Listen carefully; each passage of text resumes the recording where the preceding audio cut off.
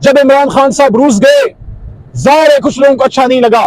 क्या इमरान खान साहब रूस अपनी सिर्फ मन मर्जी के लिए गए थे, या उन्होंने उस वक्त की तमाम मुक्तदरा के साथ और तमाम अपने थिंक टैंक्स के साथ उन्होंने मशवरा किया था? बेशक मशवरा करने के बाद पाकिस्तान के मफाद में गए थे।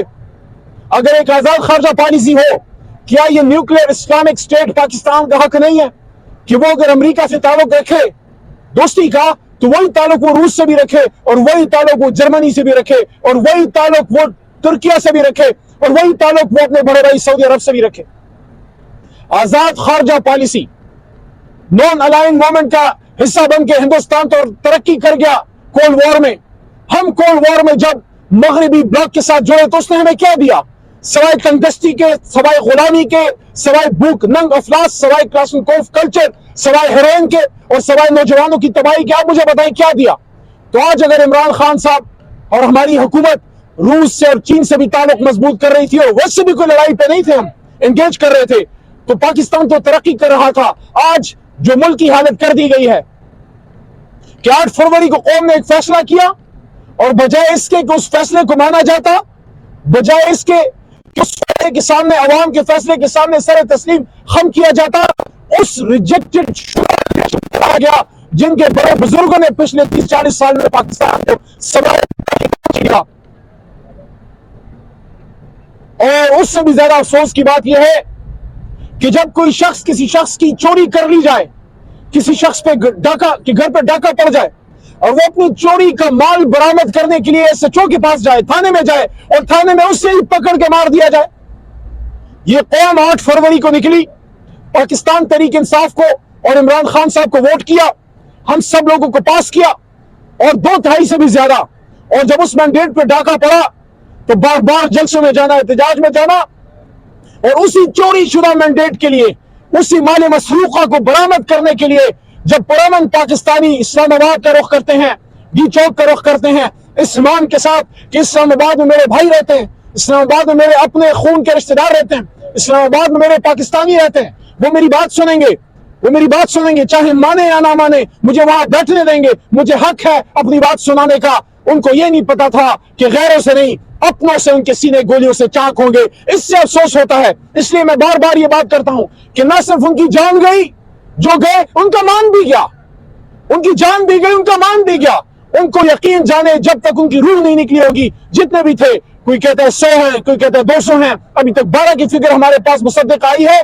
जैसे जैसे फिगर आएंगी ये बढ़ेगा, लेकिन अगर एक भी है तो क्यों है? अगर एक भी जान इस्लामाबाद के डी चौक पे गई, ये डी चौक क्या खाना काबा से ज्यादा मुकद्दस है? गेज करता था इमरान खान साहब के हुक्म पे, मैं जाके उनसे बात करता था, मैं गालियां सुनता था, लान तान सुनता था। मेरे साथ और तहरीक इंसाफ की लीडरशिप होती थी, हम सुनते थे यार, बात करते थे, एंगेज करते थे। ना किसी पे पर्चा काटा, ना किसी को गोली मारी, ना किसी को जेल में डाला, और अल्लाह के करम से सरकारी मुलाजमीन का, नर्सेस का, LHVs का और सियासी क़यादत क्या नहीं आई। आज जो हमारी एक पंजाब की वज़ीर आला साहिबा पाकिस्तान तहरीक इंसाफ को दहशतगर्दी का ताना देती हैं, मैं उनसे पूछना चाहता हूं, क्या डी चौक पे में दहशतगर्दी है? तो फिर ये दहशतगर्दी तो आप भी कर चुकी है मेरी बहन, मेरी बड़ी बहन।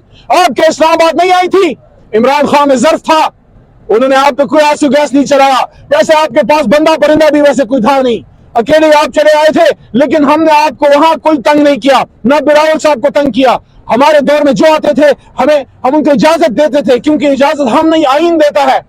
आर्टिकल 15 आईन का, आर्टिकल 16 आईन का, आर्टिकल 17 और article 19 freedom of movement, freedom of assembly, freedom of association and right to speech, free speech हक है पाकिस्तानी का। देखें, इस हुकूमत ने 2 गुनाह किए हैं, इस हुकूमत ने 2 कानून तोड़े हैं।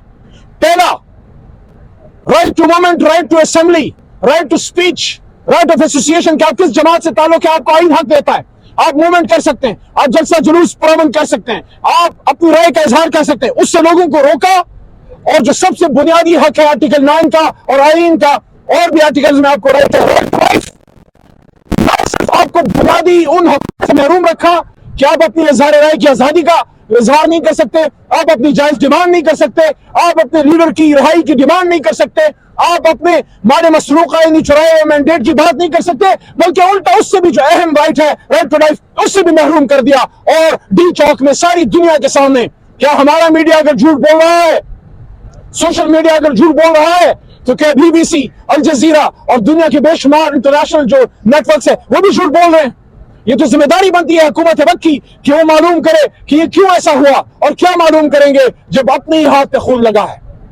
हम दोबारा ये डिमांड करते हैं, पाकिस्तानियों का हक है कि ये नौजवान पाकिस्तान में एक पुरअमन जिंदगी गुजारें, उनको रोजगार मिले, उनको अच्छी तालीम मिले, मुफ्त तालीम, दीन की मुफ्त तालीम देने के चक्कर में आपने अपने साबिक वज़ीर आज़म को जेल में डाल दिया। वो शख्स जो अरबों रुपए ठुकरा गया, वो शख्स जो अरबों रुपए ठुकरा गया, वो शख्स जिसके नाम पे करोड़ों रुपए मिलते हैं खैराती इदारों को, आप क्या समझते हैं वो अल-कादिर ट्रस्ट से पैसा बनाने के लिए उसने अल-कादिर यूनिवर्सिटी मुफ्त तालीम देने की बनाई? शर्म तो आपको नहीं आती कि आप शर्म के हमारे अल-कादिर का नाम नहीं ले सकते। आप कहते हैं 190 मिलियन केस, 190 मिलियन केस नहीं है, अल-कादिर केस है। बच्चों को बताएं कि अल-कादिर यूनिवर्सिटी साबिक वज़ीर आज़म बना रहे थे कि हमारे मुल्क के बच्चे मुफ्त तालीम हासिल करें।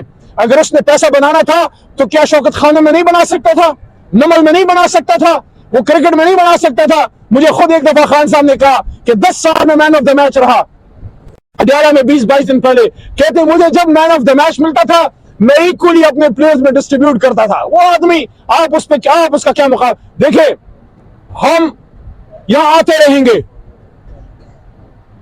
यह सानहा इस्लामाबाद के बाद तीसरी मर्तबा मुस्तकिल मुझे रोका जा रहा है। बीच के दौरान भी, एहतजाज के दौरान भी जब मैं आया, मैं 22 तारीख को भी आया खान साहब के हुक्म पे, पॉलिटिकल कमेटी के हुक्म पे खान साहब से मिलने।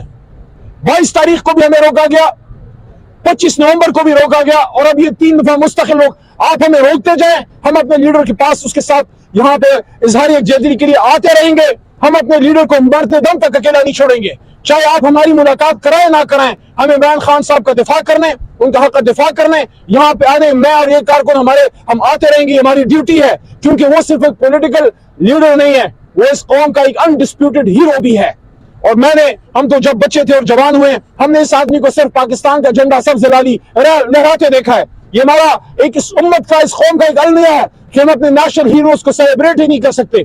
ना हमने अब्दुल कदीर खान साहब के साथ इंसाफ किया, ना हमने इमरान खान साहब के साथ इंसाफ किया। लेकिन अब खुशी की बात यह है कि अब वो हीरोज आपके रहम करम पे नहीं है, कौम उनके पीछे खड़ी है।